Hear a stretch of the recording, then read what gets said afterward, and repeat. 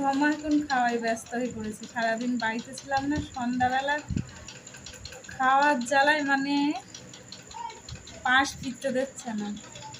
আগে ছেলে মাছের ঝোল, মাছ দিয়ে ভাত মাখিয়ে দিলে খাতে শুরু করে দিয়েছে।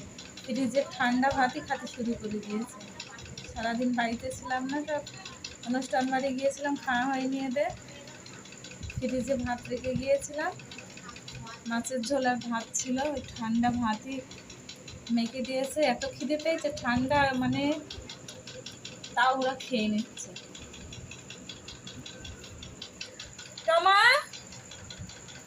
টমা, খিদে লেগেছে? খুব খুব খিদে পেয়েছে? দে দে টমা, টমা।